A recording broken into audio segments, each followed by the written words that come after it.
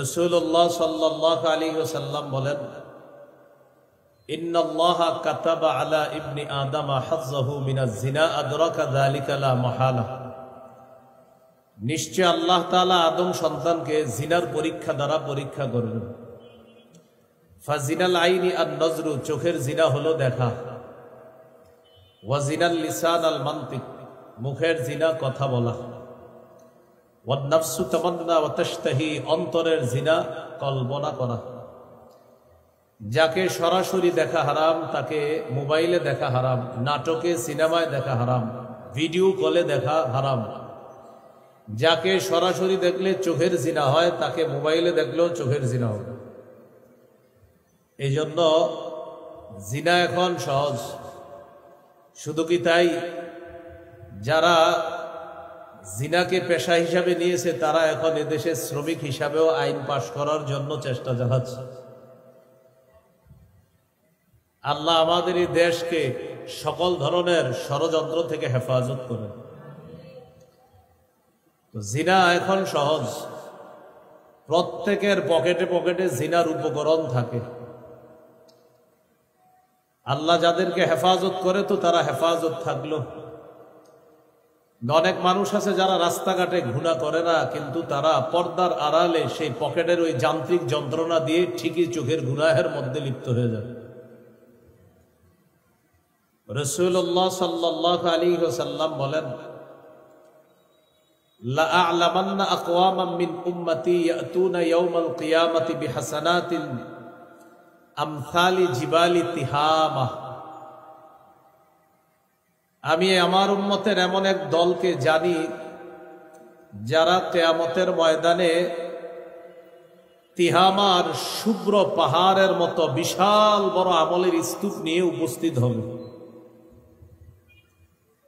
ফায়াজআলুহাল্লাহু হাবাআম মানসুরা, আল্লাহ তাদের এই বিশাল পাহাড়ের স্তূপকে ধূলিকণার মতো বানিয়ে দিবে, দেখা যাবে না।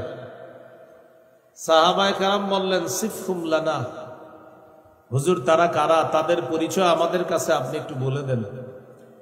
রাসূলুল্লাহ সাল্লাল্লাহু আলাইহি ওয়াসাল্লাম বললেন, তারা তোমাদের ভাই, তোমাদের শরীরের চামড়ার মতোই তাদের চামড়া। ইয়াখুযুনা বিল-লাইল কামা তাখুযুন, রাতে তোমরা যেমন তাহাজ্জুদ পড়ো তারাও তাহাজ্জুদ পড়ে। হাত্তা ইদা খালাউ বিমাহারিমিল্লাহ ইনতাহাকুহা, তবে তারা নির্জনে নিষিদ্ধ হারাম কাজের মধ্যে তারা লিপ্ত হয়ে যায়। জনগণ না জানলেও তারা পর্দার আড়ালে এই জাতীয় ভয়ঙ্কর হারাম কাজের মধ্যে লিপ্ত হয়ে যায়। এই জাতীয় জিনায় অসংখ্য অগণিত মানুষ পাবেন যারা রাস্তায় চোখের জিনা করে না, তো পর্দার আড়ালে সে ঘন্টার পর ঘন্টা চোখের জিনায় লিপ্ত আছে। তো রাসূলুল্লাহ সাল্লাল্লাহু আলাইহি সাল্লাম বলেন, এই গোপনে এই জাতীয় ভয়ঙ্কর পাপ যারা করে, কিয়ামতের ময়দানে আল্লাহ তাআলা তাদের এই আমলনামা নস্যাৎ করে দিবেন। এগুলাকে আল্লাহ তাআলা বিক্ষিপ্ত ধূলিকণার মতো বানিয়ে দিবেন। আল্লাহ আমাদেরকে জিনার উপকরণ থেকে হেফাজত করেন। তাহলে দুইটা কথা বললাম, একটা হলো আল্লাহর আদেশ প্রকাশ্য পাপ গোপন পাপ ছেড়ে দাও, আর একটা হলো আল্লাহর নিষেধ নতুন করে প্রকাশ্য অশ্লীলতা গোপন অশ্লীলতার কাছে যেও না। এ হলো দুইটা। 3 নাম্বার কথা, সূরা নিসার 131 নম্বর আয়াতে আল্লাহ বলেন, ইন তাজতানিবু কাবাইরা মা তুনহাউনা আন নুকাফির আনকুম সাইয়্যাতিকুম ওয়া নুদখিলকুম মুদখালান কারীমা। যদি তোমরা কবিরা গুনাহ থেকে বাঁচো, আমি আল্লাহ তোমাদের সগীরা গুনাহগুলো মাফ করে দেব। মৃত্যুর পর সম্মানের জায়গা জান্নাতে তোমাদেরকে প্রবেশ করাবো। এ হলো 3 নাম্বার কথা। কবিরা গুনাহ থেকে যদি বাঁচতে পারি, আমাদের সগীরা গুনাহ আল্লাহ মাফ করে দিবেন। আল্লাহ আমাদের সকলকে প্রতিনিয়ত কবিরা গুনাহগুলা থেকে বেঁচে থাকার তৌফিক দান করেন। 4 নাম্বার কথা, হারাম কাজ নিষিদ্ধ কাজ থেকে যারা বাঁচতে পারে দুইজন আমরা, আমাদের দুইজনের মধ্যে একজন নফল ইবাদত বেশি করে, পাশাপাশি তিনি হারাম কাজও করে। আরেকজন নফল ইবাদত কম করে, কিন্তু তিনি হারাম কাজ করে না, নিষিদ্ধ কোনো কাজ করে না, কথা বলে না। এই হারাম থেকে যে বেঁচে থাকে, রাসূলুল্লাহ সাল্লাল্লাহু আলাইহি সাল্লাম বলেন এই ব্যক্তি মানুষের মধ্যে আল্লাহর কাছে সবচাইতে শ্রেষ্ঠ আবেদ হিসাবে গণ্য হয়ে যাচ্ছে। তিরমিজির হাদিস 2305 নম্বর হাদিস। এই হাদিসের বর্ণনাকারী আবু হুরায়রা রাদিয়াল্লাহু তাআলা আনহু তিনি বলেন, রাসূলুল্লাহ সাল্লাল্লাহু আলাইহি ওয়াসাল্লাম বলেছেন, মাইয়াখুযু আন্নী হাউলাইল কালিমাত ফায়া'মালু বিহিন্না আও ইউআল্লিমু মান ইয়া'মালু বিহিন্না।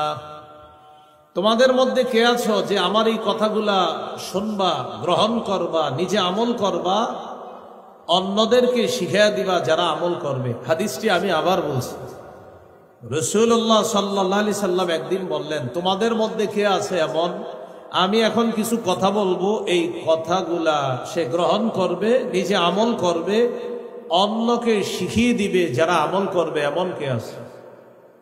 فقال أبو هريرة رضي الله تعالى عنه أنا يا رسول الله। আবু হুরায়রা রাদিয়াল্লাহু তাআলা আনহু বললেন, হুজুর আমি আছি, আমি আপনার কথা শুনবো, গ্রহণ করব, নিজে আমল করব, অন্যদেরকে শিখিয়ে দিব তারা যেন আমল করে। রাসূলুল্লাহ সাল্লাল্লাহু আলাইহি সাল্লামের এই হাদিসটি আপনারা এখন যারা শুনবেন, আপনাদেরও এই ওয়াদা করতে হবে যে এখন আপনারা এটা শুনবেন, গ্রহণ করবেন, আমল করবেন, অন্যকে শিখাবেন যারা আমল করবে, তাহলে এই হাদিস আমি বলতে পারি।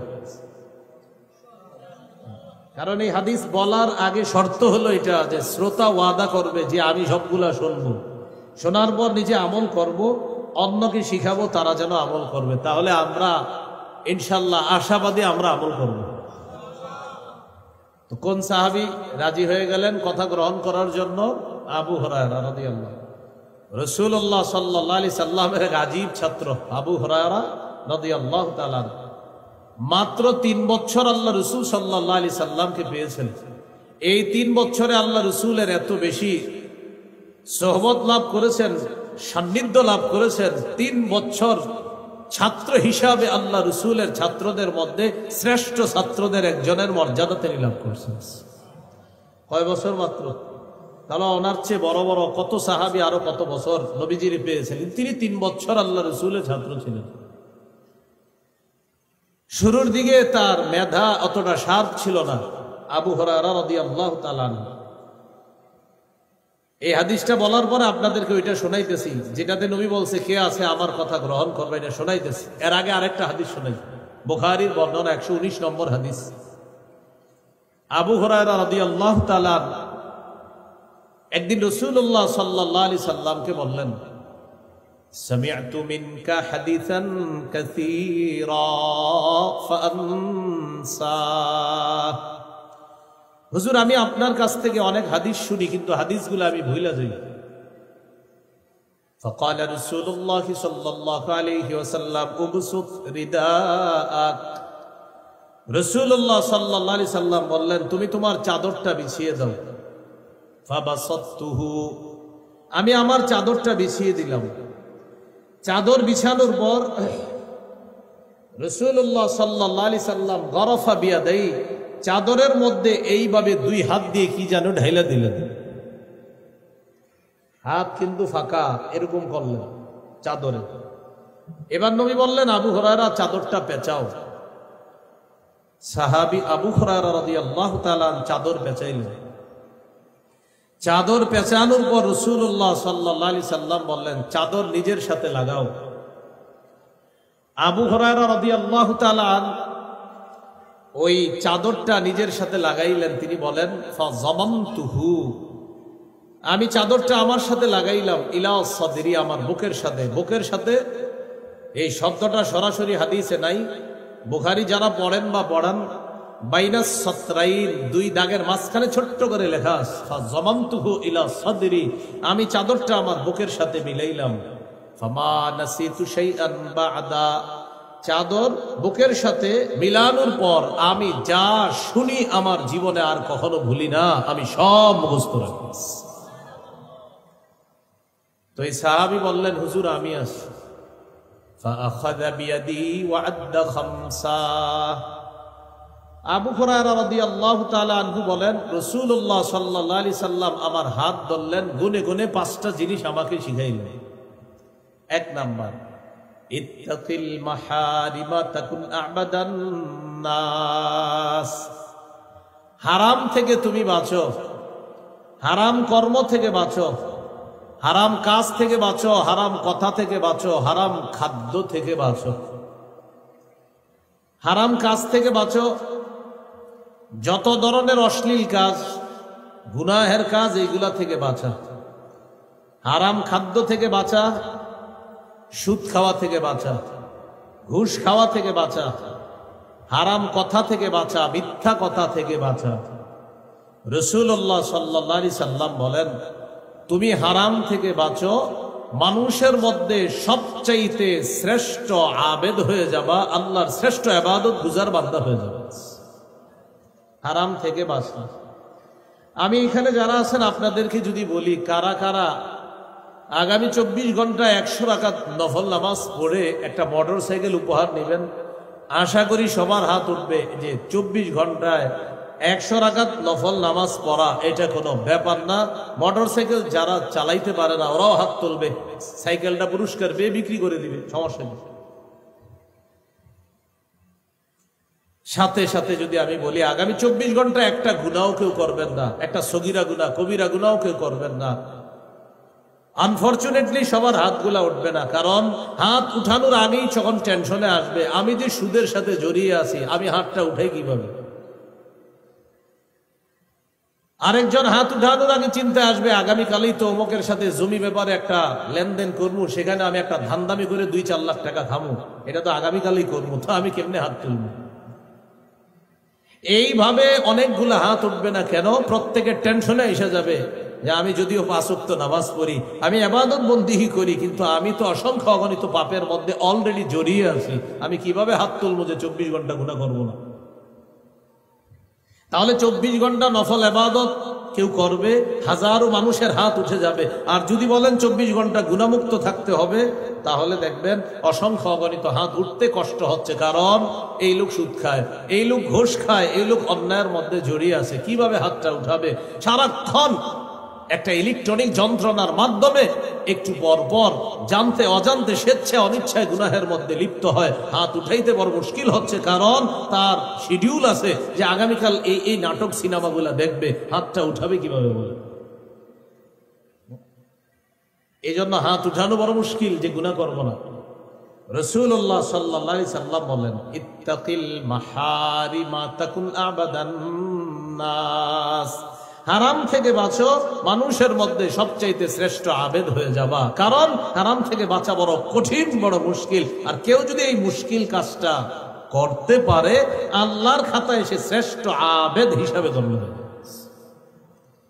2 নাম্বার, ওয়ারদ বিমা কাসামাল্লাহু লাকা তাকুন আগনান নাস। আল্লাহ তোমার জন্য যা ফয়সালা করেছেন এতে তুমি খুশি থাকো, মানুষের মধ্যে সবচাইতে স্বনির্ভর বান্দা হয়ে যাবা, সবচাইতে ধনী মানুষ হয়ে যাবে। আল্লাহ যা ফয়সালা করেছেন এটা মেনে নাও, তুমি সবচেয়ে ধনী মানুষ হয়ে যাবে। 3 নাম্বার, ওয়া আহসিন ইলা জারিকা তাকুন মুমিনা। তুমি প্রতিবেশীর সাথে উত্তম আচরণ করো, খাঁটি মুমিন হয়ে যাবা। আমি গাড়ি থেকে নামার পর এখানে যারা যারা আমারে দেখছে সবাই মোটামুটি সালাম দিচ্ছে, অনেকে এখান থেকে উঠাও সালাম দিছে, অনেক মুরব্বীরা। কিন্তু এখানে অনেকে আছেন যারা গত 10 বছর আপনার প্রতিবেশীর সালাম দেন নাই। হুজুরে আসছে, হুজুরে সবাই সালাম দিতেছে, প্রতিবেশীকে 10 বছর 5 বছর হয়ে গেছে সালাম দেন না। এর কি সালাম দেবো, এত আমগো পাশের ঘরের আব্দুর রহিম, আমাদের পাশের ঘরেই থাকে ইউসুফ মিয়া, এর কি সালাম দেবো, আব্দুর রহিম ভাই, ওটা তো আমার ভাতিজা লাগে, আপনি ভাতিজা সালাম দিবেন না? আহা, তো আমার ঘরের পাশেই থাকে, তো সালাম দিছেন, আমার ভাতিজা তো সালাম দেয় না। অথচ রাসূলুল্লাহ সাল্লাল্লাহু আলাইহি সাল্লাম বলেন, প্রতিবেশীর হক আদায় করো, প্রতিনিয়ত সালামের মাধ্যমে হলেও প্রতিবেশীর হক আদায় করো। রাসূলুল্লাহ সাল্লাল্লাহু আলাইহি ওয়াসাল্লাম প্রতিবেশীর ব্যাপারে বলেন, জিবরিল আমিন আমাকে প্রতিবেশীর ব্যাপারে এত বেশি ওয়াজ করছে, নসিহত করছে, হাত্তা জরান্তু আন্নাহু সাইওয়ারিসুহু, আমি চিন্তিত হয়ে গেলাম, না জানি কখন জিবরিল আমিন এসে বলে পড়ে আমাকে এই কথা বলে ফেলে যে এখন থেকে প্রতিবেশীকে মিরাজ দিতে হবে। এটা বলে নাই, বাকি আমি টেনশনে পড়ে গেলাম, না জানি জিবরিল আমিন এসে আমাকে এটা বলে ফেলে যে প্রতিবেশীকে মিরাজ দিতে হবে। এত বেশি প্রতিবেশীর কথা আমাকে জিবরিল আমিন বলছে। এই জন্য রাসূলুল্লাহ সাল্লাল্লাহু আলাইহি সাল্লাম বলেন, গোস্ত যখন রান্না করো ঝোল বাড়ায় রান্না করো। কেন? প্রতিবেশীর নাকে তোমার গোস্তের ঘ্রাণ যাবে, আমার একজন উম্মত গোস্তের ঝোলের ঘ্রাণ পাবে আর গোস্ত না খেয়ে কষ্ট পাবে। আমি নবী তো এটা সহ্য করতে পারি না, ঝোলটা একটু বাড়ায় দাও। গোস্ত যদি না পাঠাইতে পারো অন্তত ঝোল পাঠায়া দিও, যেন ঝোল দিয়ে ভিজিয়ে ভাত রুটিটা খাইতে পারে, তুমি ঝোল পাঠায়া দিও। আর যদি বলো পাঠাবা না, তাহলে এমন ভাবে তুমি ইলিশ মাছ আর গরুর গোস্ত রান্না করো যেন ঘ্রাণ বাহিরে না যায়, লুকিয়ে লুকিয়ে খাও। তো আমার উম্মত তোমার ঘ্রাণ নিবে আর সে খাবে না, এটা তো আমি তোমাকে বলতে পারি না। তুমি ঝোল বাড়াও, আমার উম্মতকে কষ্ট দিও না। আব্দুল্লাহ ইবনে ওমর রাদিয়াল্লাহু তাআলা আনহুমার বর্ণনা দেখেন, কেউ যদি ফল কিনে ঘরে আসে, প্রতিবেশীর বাচ্চা ফলটা দেখছে, আপনি বাসায় আসার পর ফল কেটে আপনার বাচ্চার হাতে ফলটা একটা টুকরা দিয়ে দিলেন, বাচ্চা ফল নিয়ে বাহিরে গেছে দৌড়ায় দৌড়ে। সাধারণত বাচ্চাদের হাতে ফল টল কিছু দিলে দৌড়ায় বাহিরে চলে যায়। আরেকজনের বাচ্চা আপনার বাচ্চার হাতে ফল দেখা কষ্ট পায়, ওর বাবা ফল আনছে, আমার আব্বা আনে নাই। আল্লাহ রসুল এটা বরদাস্ত করে না। আমার কোন উম্মতের শিশু সন্তান তোমার শিশু সন্তানের হাতে ফল দেখে না খেয়ে কষ্ট পাবে, এটা তো আমি নবী তোমাকে অনুমতি দিতে পারি না। হয়তো ফল লুকিয়ে লুকিয়ে খাও, আর যদি অন্যদেরকে দেখায় তুমি ফল ঘরে নাও, ফল প্রতিবেশীর জন্য পাঠাও। তাই তরমুজটা কিনে যখন ঘরে নিবেন, হয়তো কালো ব্যাগ দিয়ে নেন যেন কেউ না দেখে, আর যদি দেখায় নেন তাহলে পাঠায় দেন। এই জন্য রাসূলুল্লাহ সাল্লাল্লাহু আলাইহি সাল্লাম বলেন, আহসিন ইলা জারিকা তাকুন মুমিনা, প্রতিবেশীর সাথে উত্তম আচরণ করো, খাঁটি মুমিন হয়ে যাও। এ হলো 3 নাম্বার। এই যে বিল্ডিং বানাই আমরা, বিল্ডিং, এক হাদিসের মধ্যে আসছে বিল্ডিং যারা বানাবে, পাশের প্রতিবেশী যে আছে তার কাছে একটু বলে নিবে, ভাইজান আমি একটু বড় অট্টালিকা বানাবো, 2-3-4 তলা হবে, এটা আমি বানাবো, আপনি একটু মহব্বতের সাথে একটু খুশি থাকেন, আমি যে বিল্ডিংটা বানাবো। উনি বলবে আপনার জায়গায় আপনি বিল্ডিং বানাবেন, এতে আমার কি? তখন বলে দিবেন, হাদিসে আসছে আমার বিল্ডিং এ আপনার বাতাস বন্ধ হবে, আল্লাহ রসুলের কোন উম্মতের বাতাস বন্ধ হবে, এটা নবী নিষেধ করছেন, এই জন্য আপনার কাছে বলে দিলেন। প্রতিবেশীর হক আদায় করা, এটা 3 নাম্বার। 4 নাম্বার, وَأَحِبَّ لِلنَّاسِ مَا تُحِبُّ لِنَفْسِكَ تَكُنْ مُسْلِمًا, তুমি মানুষের জন্য সেটাই পছন্দ করো যা নিজের জন্য পছন্দ করো, খাঁটি মুসলমান হয়ে যাবে।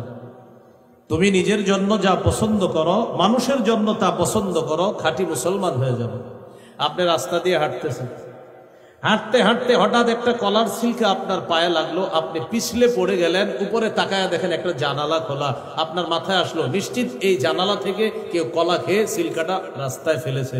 আচ্ছা, এমনও তো হতে পারে কোন পথচারী কলা খাইতে খাইতে এখানে ফেলে দিছে, আপনি সন্দেহ করলেন এই বাড়িওয়ালাকে, সন্দেহ করার পর কলার সিল্কাটা বাড়ির দরজায় নিয়ে রেখে দিলেন। কেন?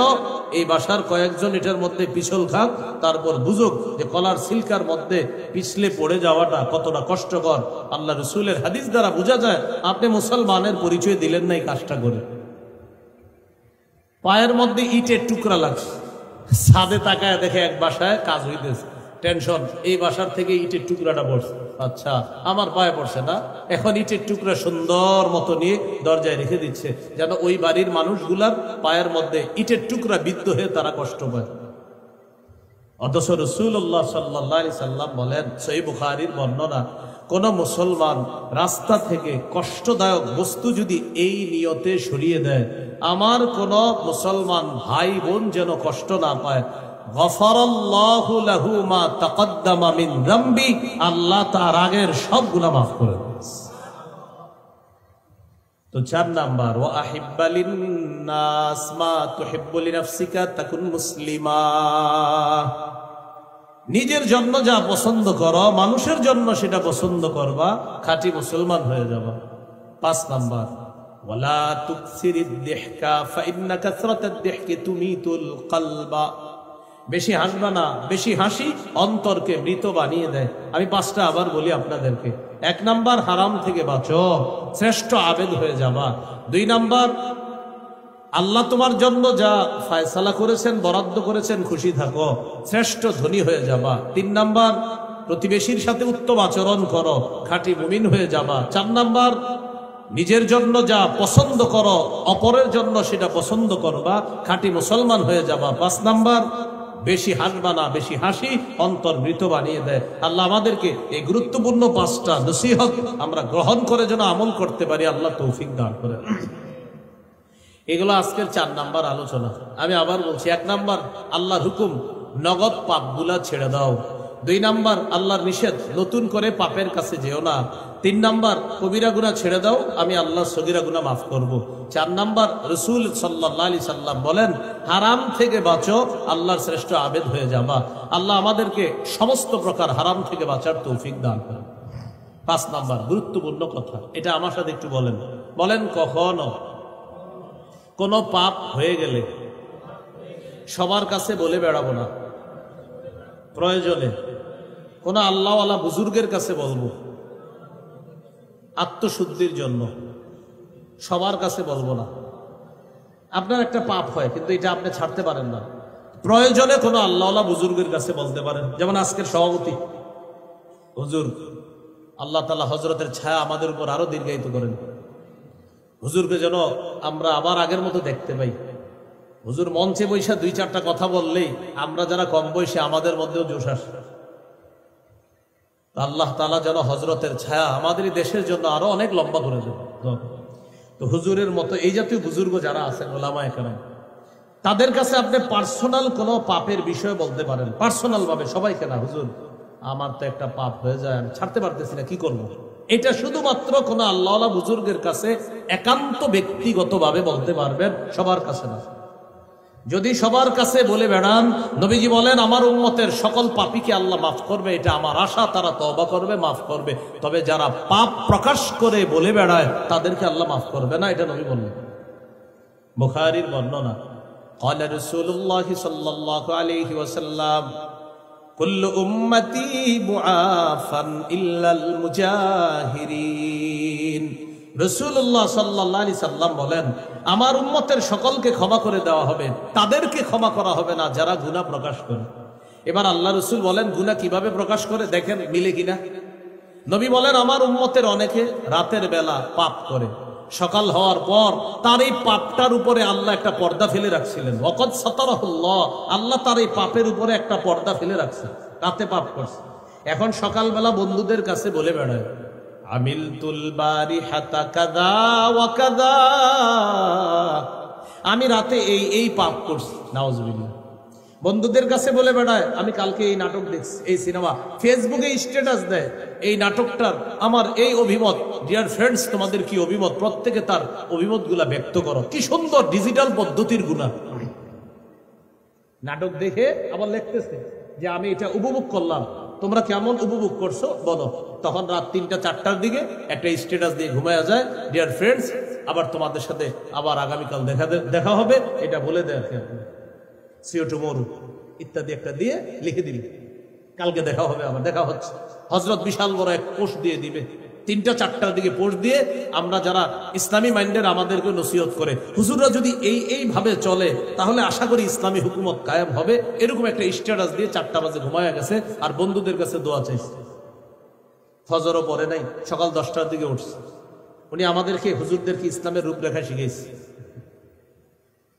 উনি খুব টেনশনে আছে, চিন্তিত আছে বিষয়গুলো নিয়ে। একক তো নামাজও পড়ে না, আলেম ওলামাদেরকে এসে শিখায় যে এইভাবে চলতে হবে। এটা শিখায়া ফজর না পড়ছে কেন? ওই যে টেনশনে, যে হুজুর আসলে কাজগুলো ঠিক মতো হইতেছে না, এই জন্য উনি টেনশনে ফজর পড়ে না, জোহর পড়ে না, আসর পড়ে না। মানে উনি তো আমাদের কিনা টেনশনে আছে। তো পাপ ফেসবুকে এখন বলে বেড়ায়। আমার বয়স্ক যারা আছেন, আমার বয়সী যারা ছোট বড় আছে, পায়ে ধরি হাতে ধরি, পাপ হয়ে গেলে ক্ষমা চান, এটা বলে বেড়ায় না। বলে তো বেড়ায়, ফেসবুকে দিয়ে বেড়ায়। ফেসবুকে দেওয়া মানে পুরো দুনিয়ারে আপনি জানেন, সাক্ষী রেখে ফেললেন। আল্লাহর রাস্তে এই কাজ ভবিষ্যতে আর করেন না। ফেসবুকে যারা এই জাতীয় লেখা লিখে ফেলেছেন ডিলিট করে দেন, তাড়াতাড়ি রিমুভ করেন, এটা সরিয়ে ফেলেন। সাক্ষী কারে বানাইতেছেন আপনি? সহিহ মুসলিমের বর্ণনা, কিয়ামতের ময়দানে কোন কোন পাপীকে আল্লাহ পর্দার আড়ালে নিয়ে বলবেন, তা'রিফু যামবা কাযা ওয়া কাযা, আচ্ছা তুমি কি এই পাপ করছো? ওই বান্দা স্বীকার করবে, হ্যাঁ আল্লাহ আমি এই পাপ করছি। আল্লাহ তাআলা পর্দার আড়ালে বলবেন, বান্দা তোমার কিছু ভালো কাজ আছে, এই কাজগুলোর কারণে আমি আল্লাহ তোমার ডান হাতে আমলনামা দিয়ে দিলাম, পর্দার আড়ালেই তোমাকে মাফ করে দিলাম, পাপগুলোও গোপন করে রাখলাম, আমি প্রকাশ করব না কারো কাছে, যাও ডান হাতে আমলনামা দিয়ে। তা আমরা তো দুনিয়াতেই প্রকাশ করে দিই, সেখানে আর কি গোপন থাকবে? এখানেই তো সবাইকে বলে দিই। তাহলে ভাইয়া কি শিখলাম আমরা? ভাইজান সবাই বলি তো 5 নাম্বার, পাপ হয়ে গেলে পাপটা সবার কাছে বলে বেড়াবো না। হ্যাঁ, একান্ত কোনো আল্লাহওয়ালা বুজুর্গের কাছে এই নিয়তে বলা যাবে যেন তিনি আমাকে কোনো সবক দেন এই পাপ থেকে বেঁচে থাকার জন্য। এ হলো 5 নাম্বার কথা। 6 নাম্বার কথা, এটা আমার সাথে একটু বলি। বলেন, আজকে থেকে যে কোনো পাপকে পাহাড়ের মতো মনে করব। আমি মনে করব আমার উপর একটা পাহাড়, এই পাহাড় আমার উপর পড়বে, আমি ধ্বংস হয়ে যাব। তাহলে আজকে থেকে যে কোনো একটা পাপ মনে করব পাহাড়, এই পাহাড় আমাকে ধ্বংস করে দিবে। এটা আমার কথা না, সহিহ বুখারীর বর্ণনা, আব্দুল্লাহ ইবনে মাসউদ রাদিয়াল্লাহু তাআলা আনহুর বর্ণনা। তিনি বলেন, ইন্নাল আবদাল মুমিনা ইয়ারা যুনুবাহু কাআন্নাহু কাঈদুন তাহতা জাবালিন ইয়াখাফু আন ইয়াকা আলাইহি। মুমিন বান্দা গুনাহকে মনে করবে পাহাড়, এই পাহাড়ের নিচে সে বসা, আর এই পাহাড় তার উপরে পড়বে, সে ধ্বংস হয়ে যাবে। তো মুমিন বান্দা মনে করবে সে একটা গুনাহকে, যে আমার উপর পাহাড়, আমি পাহাড়ের নিচে বসা, এই পাহাড় পড়বে, আমি ধ্বংস। আর পাপাচার, ওয়া ইন্নাল ফাজিরা ইয়ারা যুনুবাহু কাযুবাবিন মাররা আলা আনফিহি।